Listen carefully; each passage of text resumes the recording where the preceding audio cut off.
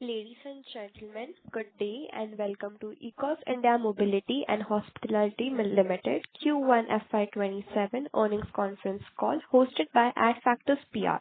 As a reminder, all participant lines will be in the listen-only mode, and there will be an opportunity for you to ask questions after the presentation concludes. Should you need assistance during this conference call, please signal an operator by pressing star then zero on your touchtone phone. Please note that this conference is being recorded. I now hand the conference over to Ms. Harshika Mutreja from Adfactors PR. Thank you, and over to you. Thank you. Good morning, everyone. A warm welcome to you all, and thank you for joining us today for India Mobility and Hospitality Limited's Q1 financial year 2027 earnings conference call. We truly appreciate your time and continued interest in the company.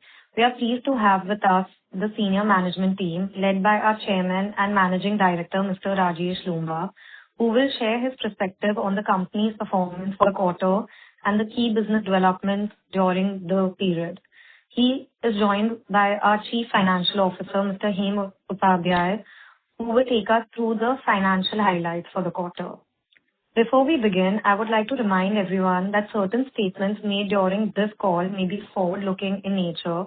These statements are based on current expectations and are subjected to risk and uncertainties that could cause actual results to differ materially from those expressed or implied.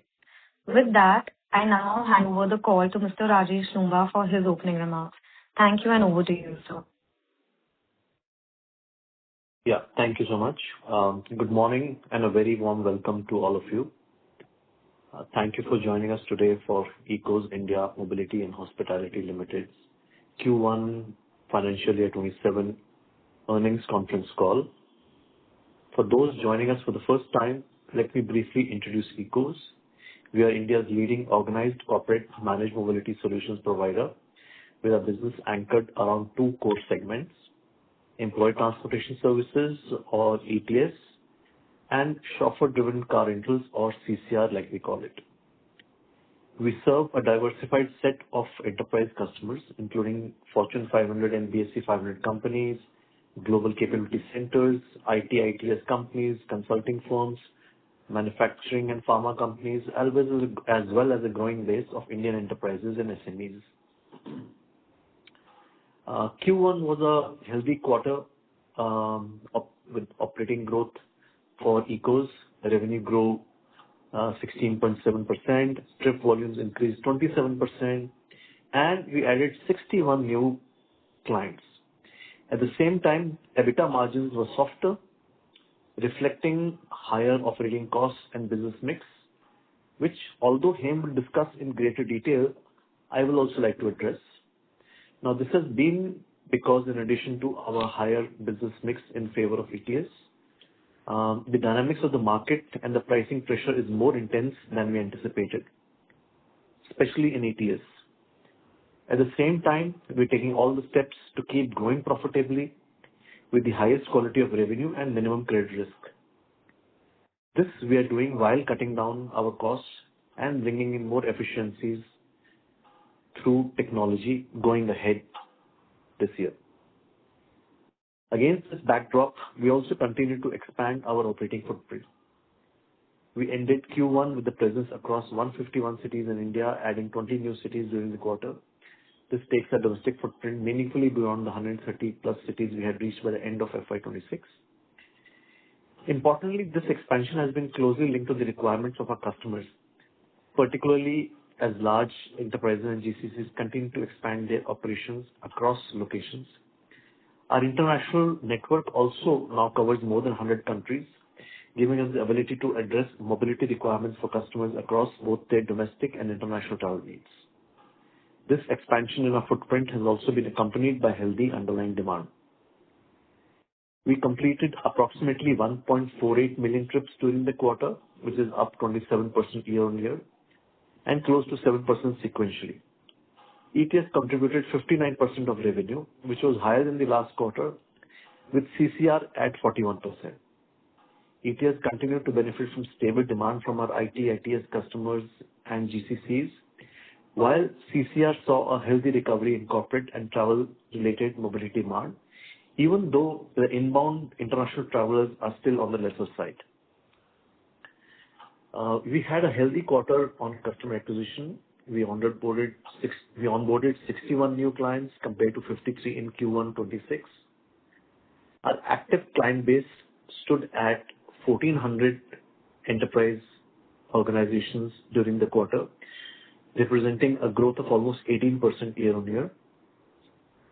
Now, meaningful portion of these wins comprise large enterprise relationships, where the evaluation and onboarding process can be detailed and it takes time. These wins reflect the confidence customers place in our service standards, compliance framework, and the ability to execute across locations.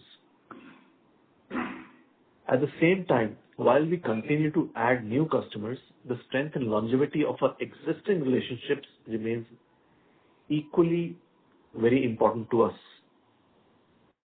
Around 51% of our revenue continues to come from customers who have been with Ecos for more than 5 years. For us, this is more than just a retention metric. It reflects the trust we have built with our customers and the consistency with which we have delivered for them over the years. As the business grows across customers and geographies, having the right supply capacity in place becomes equally important.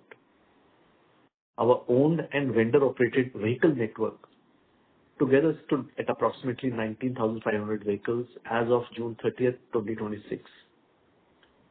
Now, this gives us the capacity to support the increasing requirements of our customers while retaining the flexibility of our asset-light model. The vast majority of this fleet continues to come from our vendor partners. Our approach has always been to build supply in line with the requirements of the business rather than build the capacity ahead of demand. The breadth of our vendor ecosystem allows us to do this while maintaining service reliability across the markets and geographies that we service. Now, within this broader supply ecosystems, EVs are another area where we are gradually building the capacity. Our EV fleet on our network has increased to 460 vehicles compared to 390 at the end of Q4 26. We continue to take a measured approach to EV adoption. There is clearly increasing customer interest, but we want to see the right combination of vehicle reliability, charging infra, and economics before accelerating deployment materially. Alongside the expansion of our physical footprint, we are also making the eco platform more accessible through technology. In Q4, we launched our direct web booking portal, and during this quarter, we completed a major upgrade of the company's proprietary technology platform designed to enhance scalability, operating efficiency, and customer experience for our corporate clients. Our sixth partnership is progressing as planned, and we continue to build its distribution across both corporate and leisure customer channels. Beyond this, we are also expecting to launch our B2C app this quarter to address the growing B2C demand for premium CCR services. We are also strengthening our leadership bandwidth in selected areas. These are deliberate investments ahead of the next phase of growth, while remaining mindful of our overall cost structure. As we look at the rest of FY27, our priorities remain clear. Adding high-quality enterprise relationships, increasing our share of wallet with existing customers, expanding into geographies where there is clear business case, strengthening our leadership bandwidth, and using technology to improve efficiency and customer experience. Alongside growth, our focus is firmly on improving the quality of that growth.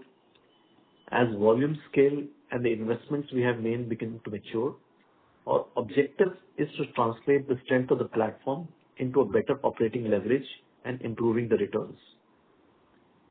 Corporate mobility India remains highly fragmented, while large enterprises increasingly require mobility partners who can deliver reliably, compliance, technology, and the consistent execution across locations. We believe this structural shift plays directly to eco-mobility's strengths.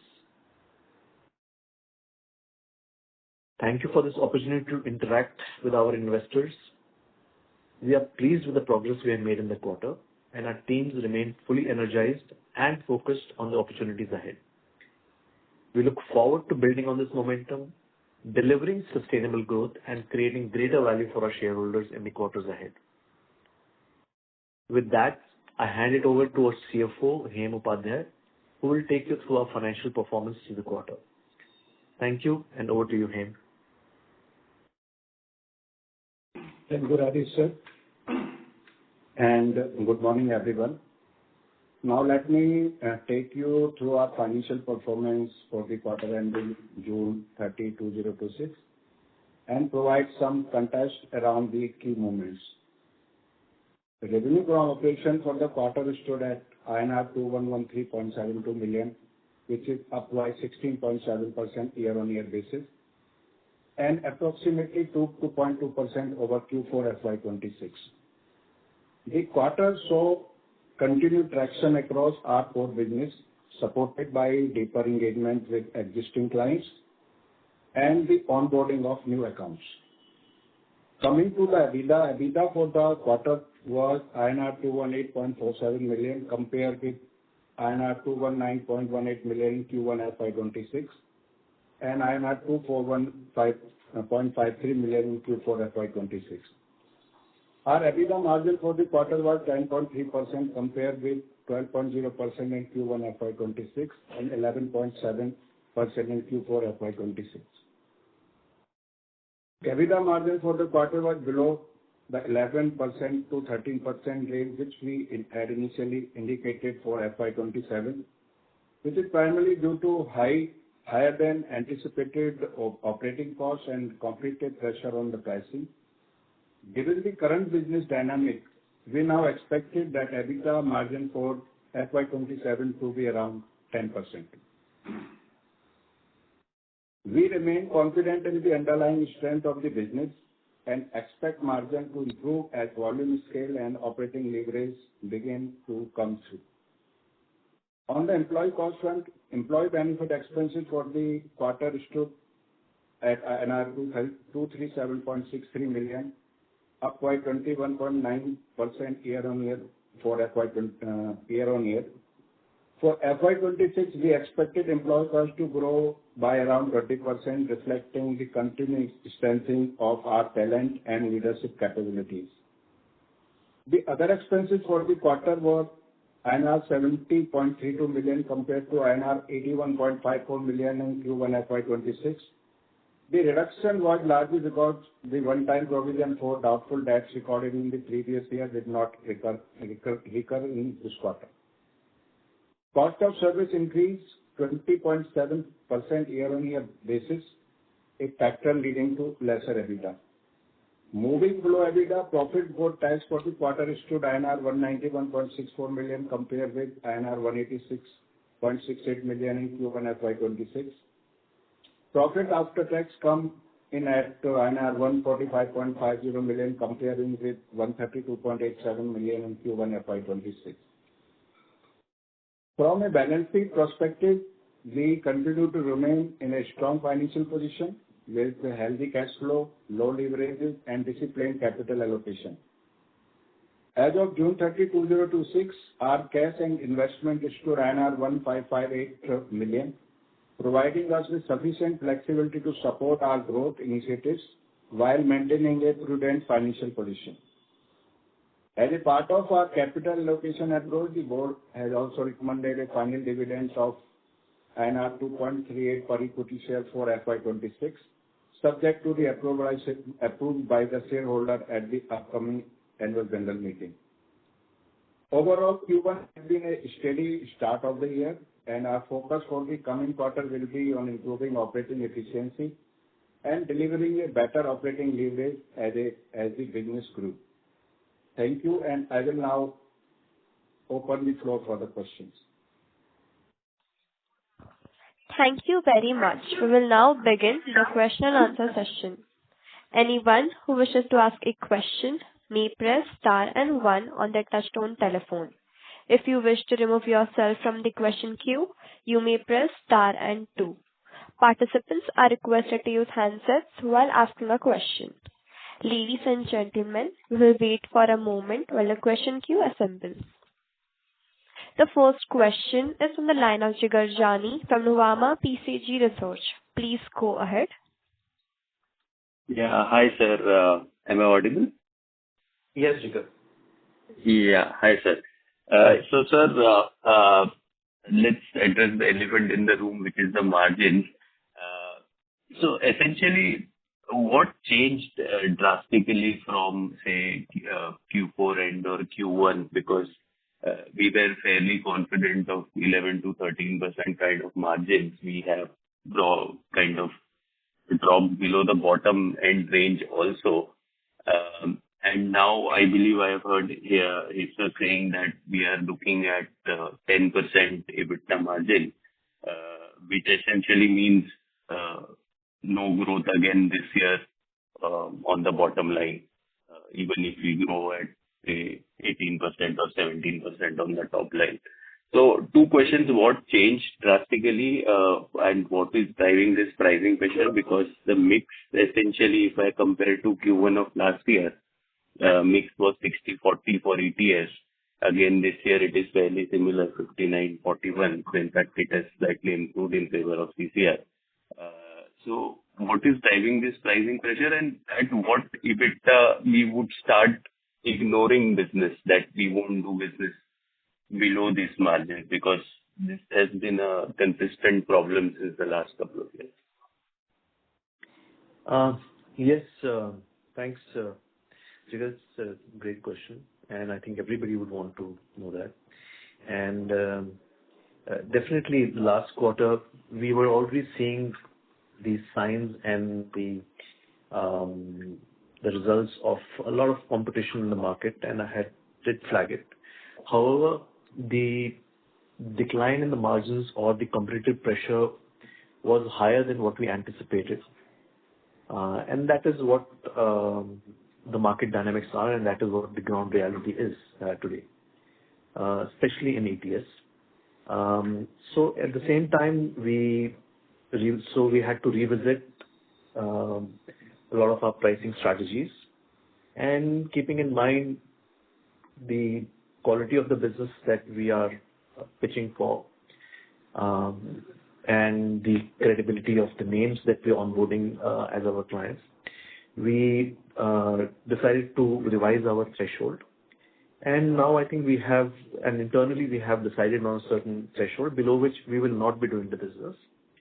Going ahead, given that, and given that we are looking at various ways to cut our cost and increase efficiency, the operating efficiency, right from automating processes to improving productivity, we are hopeful of maintaining these margins going ahead this year. And at some point in time in the future, definitely the operating leverage will also kick in. So what is that margin level at below which you could share, below which you wouldn't do incremental business, or you would sacrifice growth? So that depends. Yeah, depends. Yeah, that depends on market to market, client to client, and these are internal thresholds that we have set. As a company as a whole, when you look at it, which is a mix of the CCR and ETS, we hope to maintain the same margins now. Okay. And sir, on this new event management thing that you have reported in your press release, that you intend to go into event management, what are the details on this? What kind of investments you are looking at? What are the margins that you are looking at? How quickly will this scale up? If you could share some more details on that. No, this is not very material. We will, because we have been getting a lot of requirements sometimes. Not a lot of requirements, but sometimes we've been getting the requirements that when we provide transport, they also want us to do the event. So since we do have in-house capabilities with managing the event itself also, we decided to make this addition in our articles. And sir, lastly, any update on any inorganic acquisitions? Because now we are close to 150 crores odd on our balance sheet in cash and investment. What is the thought process here? Because as shareholders, we haven't seen a lot of return. Would it be fair to assume that we'll see some acquisitions done pretty soon, or are there any chances of a buyback or some sort of reward to the shareholder or from this cash? Yes, we will be looking at certain opportunities. Only last month we have onboarded senior professional in strategic finance who would be looking into these opportunities. And given the attractiveness, we would, in the coming quarters, be able to give you a better picture of that. Sure. And just lastly, just bookkeeping, I think Aim sir mentioned 30 or 13% employee expenses. I couldn't hear the number. The growth Sorry? this year in employee expenses. The growth in employee expenses. Around 20%. Around 20%. Around 20%. Okay. Thank you. Thank you for answering my questions. I'll jump back in. Thank you. Thank you. Thank you. The next question is on the line of Pulkit Singhal from Dalmus Capital Management. Please go ahead. Thank you for the opportunity.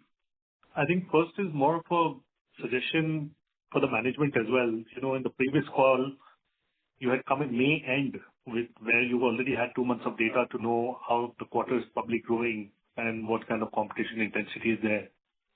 We probably expect a bit more transparency around your guidance, and so that sudden changes are not provided as basis 1 month of data. So just a suggestion to the management to please, give us these guidances with a lot more clarity and transparency going ahead, because just changing them in 1 quarter does not help. I think the question really is, how do you operate the business going ahead? Your costs have been going up. You've been investing in the business. How do you change your strategy going ahead? Can you provide a bit more details as to what kind of cost-cutting measures are you taking or productivity measures are you taking? Yeah. So, for example, in CCR this quarter, we have rolled out our new technology, which automates a lot of the stuff that was happening manually. This technology was under development last almost 2 years. So right now we are in that transition phase. And once it's settled, which we hope so within this quarter, this will start delivering results in terms of the productivity. Beyond that, yes, for margin expansion, we are having strategies to negotiate harder with our vendors to expand our margins down the line. So these are the 2 basic strategies which I can, publicly reveal that we would be doing to look at expanding our margins or maintaining the margins going ahead. At the same time, can you elaborate? Yeah. Yeah. At the same time, definitely the decisions to pitch more competitive prices depends also on the market dynamics, and which do keep changing time to time. A lot of times it's hard to predict the way your competition is going to behave or the way the markets are going to behave at micro levels. So I can understand your angst or frustration that we should have been able to better guide, but you can be assured that we operate with the maximum transparency with our shareholders that we can. Sure. Can you elaborate on that automation part that you're talking about as to what kind of aspects are you automating and what kind of cost savings can come from that? Yeah, so they would come at almost all the departments, let's say within the CCR, right from our contact center, with a more efficient reservation capturing mechanism and our online booking tools for our customers and the apps for the customers. It would come in at the operating level at dispatch with more efficient dispatching. It would come at billing. It would it'll come in at every step of the entire life cycle of the service that we give to a customer. Sure. Can you quantify the savings, please? Like, it comes in the other expense line, the savings or employee expense? No. It would typically come in the employee expense, and it should lead to a lessening of our operating cost with better utilization of our own vehicles and our vendors' vehicles. Okay. So utilization as well. Okay. Yes, of course. Yeah. Lastly, at 10% margins, and given that the kind of investments we've already made so far in employees as well, what kind of revenue growth should we assume? Because right now, despite the investment, it was a 17% growth. So I'm just trying to get that sense. Yeah, our guidance remains between 15 to 18%. Okay. Understood. Thank you, and all the best. Thank you, Pulkit. Thank you. Ladies and gentlemen, if you wish to ask a question, you may press star and one. A reminder to all the participants to press star and one to ask a question. The next question is on the line of Keshav Garg from Counter Cyclical PMS. Please go ahead. So, Mr. Lumba, my questions are also in line with the previous participants. I'm just wondering that in this industry, where there are no entry barriers, where the cost of operations is the same for everybody, more or less, the salaries of drivers or the fuel is the same.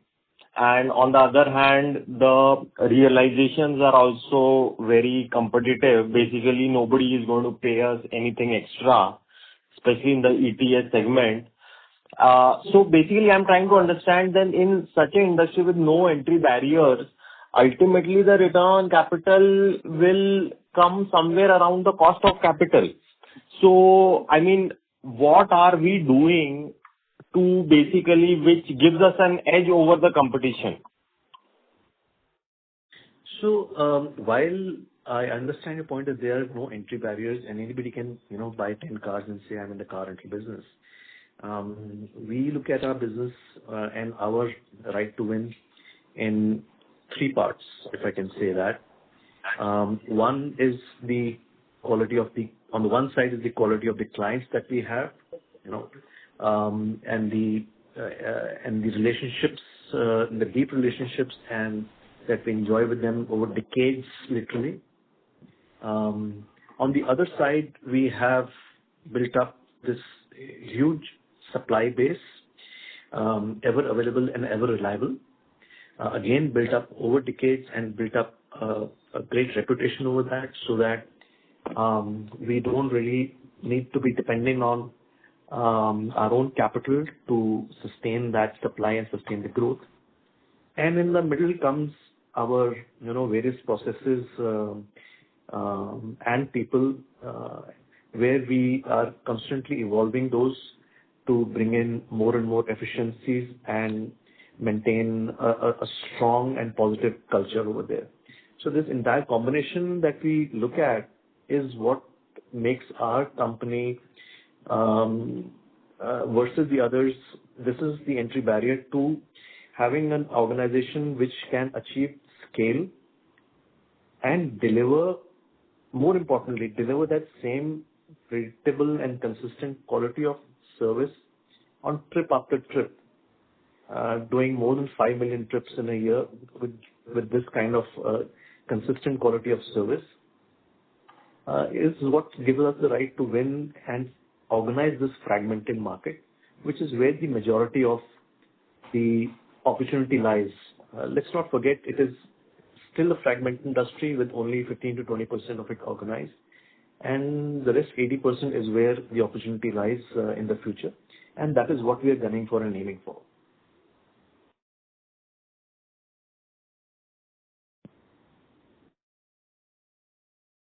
I hope I was able to, somewhere give you our perspective.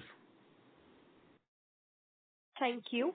The next question is on the line of Swechha Jain from ANS Wealth. Please go ahead. Hi, sir. Thank you for giving me this opportunity. Am I audible, sir? Yes, please. Okay. So my question is also on the margins, but I want to understand on the gross margins. Our gross margins have also declined. So if you could help me understand the reason why the gross margins have declined, Typically, in a very high competitive environment, if we have to give a lower rate to our clients to win the business, in that case, our gross margins do go down because we have to absorb some part of that lower rate that we're given out of the margins that we have vis-a-vis from our vendors. So is it because of the competition pressure that we had to reduce our prices? Yes, you can say that. Okay. So has the gross margin both in ETS and CCR declined for us? No, this is more evident in ETS.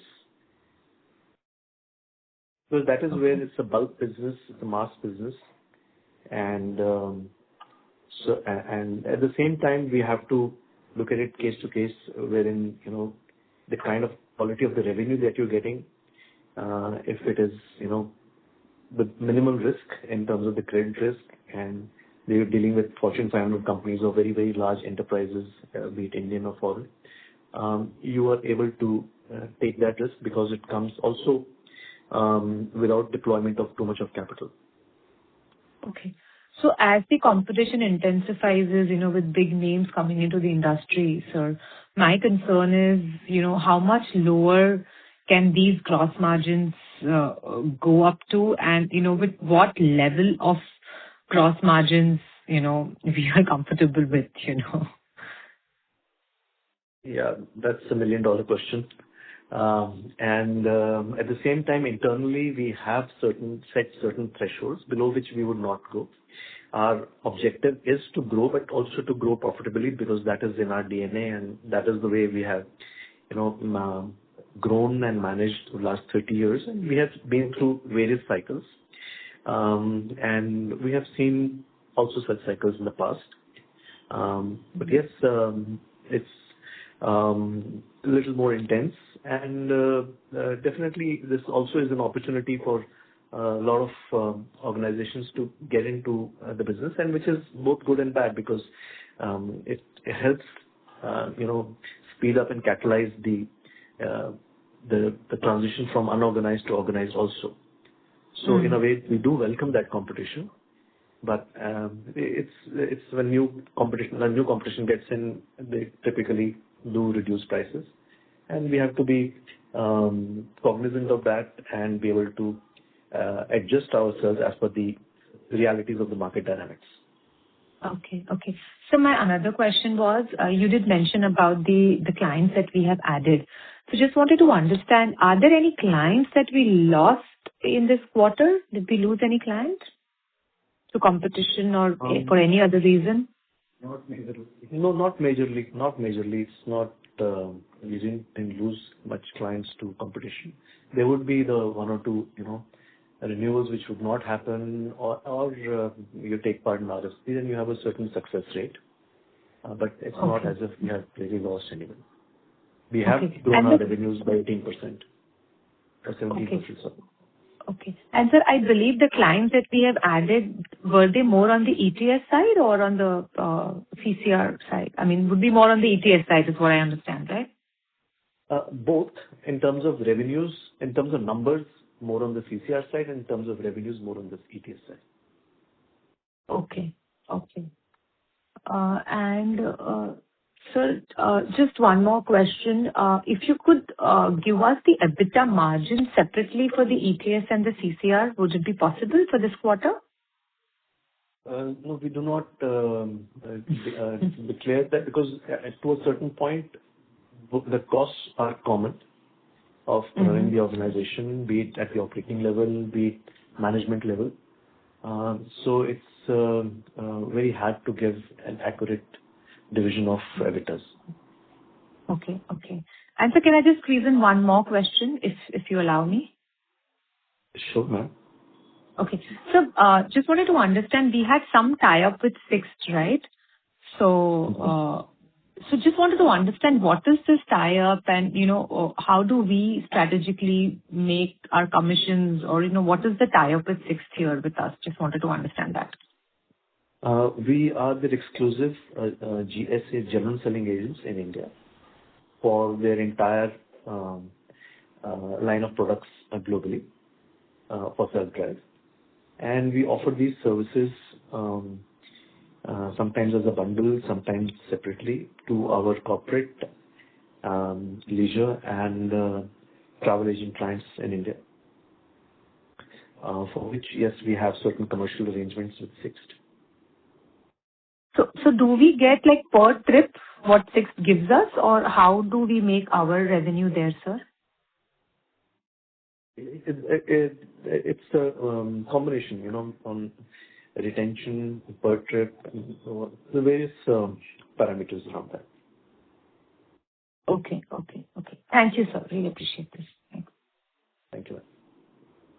Thank you. The next question is on the line of Samay Shah from Nuvama Wealth Research. Please go ahead. Yeah. Hi. Thank you for the opportunity.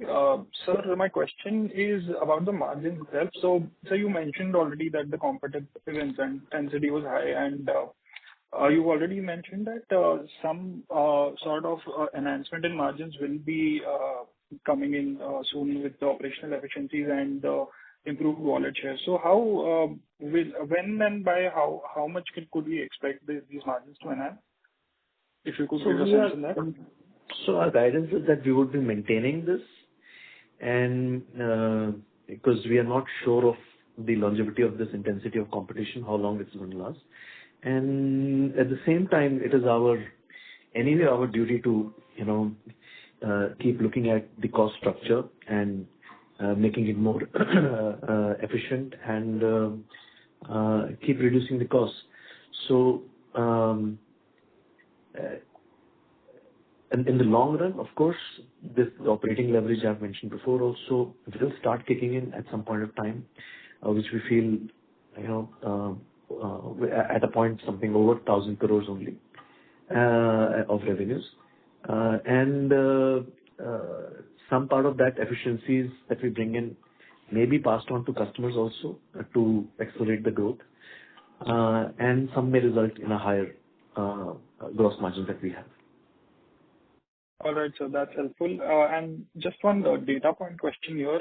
I see in the previous quarter's presentation, we've said we have over 1,750 clients, and this quarter we've added 61 clients, but the total client base is mentioned at 1,400. So am I missing anything here? So we have a large number of clients, almost perhaps more than 1,700. These are the active clients in a given quarter. So these are the clients which have given us business in that quarter. Okay, these are unique clients who have given us business in that quarter. Yeah. All right, got it. So that's all from my side. Good luck. Thank you. Thank you. The next question is from the line of Prisha Shah from Shah Family Office. Please go ahead. Hello, sir. Good morning. So I have a couple of questions. So starting with something about your fleet capacity, which, has expanded significantly ahead of the revenue growth. So regarding that, could you please share the current level of fleet utilization and indicate how much of the additional capacity here can be absorbed before there is a need to, add further fleet? So if you could help us on that. So the fleet capacity is actually the vehicles that we have on our network. Out of which on a daily basis, let's say if we say 19,000, we end up using between 10 to 11,000 vehicles every day. And the rest are what we use on our spikes or which have been onboarded onto our system by our regular vendors. Now, in terms of the capacity increase also, it is in tandem with the increase in our number of trips. If you see number of trips, And this quarter, it has increased by almost 27%, right? Obviously, revenues have increased only by 17% because there has been that element of price, reduction that has happened. But our number of trips has actually gone up by 27%, and so has our fleet that we keep ready to serve any kind of spikes that may be there in demand from our customers. Okay, sir. Understood. So my other question would be on the macro environment and how are we handling the competitiveness.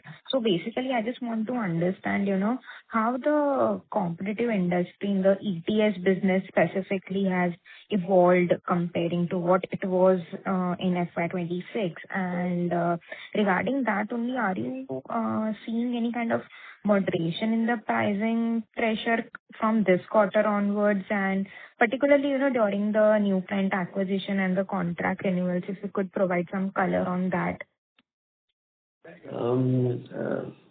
Ms. Shah, it's very hard to predict the actions of your competitors. So I would not like to comment if we would see a moderation in that or not. But definitely internally, we have set certain internal thresholds below which we would not be going. And accordingly, because these are long-term contracts, and we do not want to be in a situation where we end up losing money in any contract. Okay, sir. Understood. That from my side. All the best.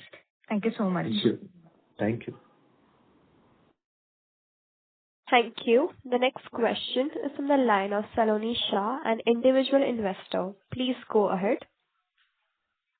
Hi. Thank you for the opportunity. So you've indicated that the employee costs are, expected to go up from here. So could you, elaborate on the key areas where we are investing this incremental cost and, what capabilities you are looking to build? And secondly, just wanted to also understand about the trajectory of customer acquisition cost as well going forward. Yeah. So, in terms of employee cost, this year we expect it to be up by around 20%, what Hemant had mentioned. Number two, we are looking at hello? Am I audible? Yes, sir, you're audible. Okay. In terms of the capability building, we are building a leadership bandwidth, hiring more people at leadership positions to sustain our growth going forward. So those are investments into the future that we're making now. Thirdly, the cost also, of course, with the growth in number of the operations and the scale and the number of trips, you need people to manage that growth also, and which is more binary, and so you need X number of people minimum X number of people whenever the business goes up by a certain number. At the same time, we are improving productivity by bringing in more and more technology, automation, AI in a lot of the processes that we're doing. So that the growth in the employee cost is also tempered with the growth in productivity. As far as acquisition costs of the new acquisitions is concerned, we are well within our budgets in terms of the new acquisition. Also, we are looking to improve our conversion and our further improve these costs by investing actually more in our marketing and our brand building. So that is where also the focus is going to be rest of this year. Got it, sir. That's it from my side. Thank you. The next question is from the line of Diya Jain from Sapphire Capital. Please go ahead. Hi, sir. Thank you for the opportunity. So the B2C app launch that is going to happen in this quarter, what sort of expectations do we have from this? We're looking to address the growing premium market for car rentals in India with the B2C app. We for this year, we do not have. This year would be like the start of the year, and we do not have much of a high target for that. But from next year onwards, we will be able to share your guidance. Okay, sir. And with the increase in oil prices, have the vendors been reluctant, or how has the effect of that been? I'm just trying to understand. I'm sorry, I did not get that. Can you repeat?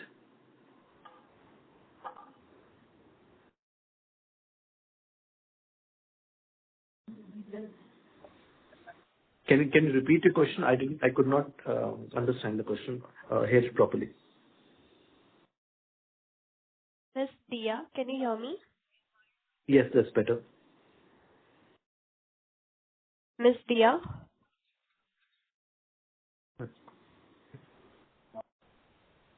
Due to no response from the participant, we move on to the next question. The next question is on the line of Swacha Jain from ANS Wealth. Please go ahead. Yeah.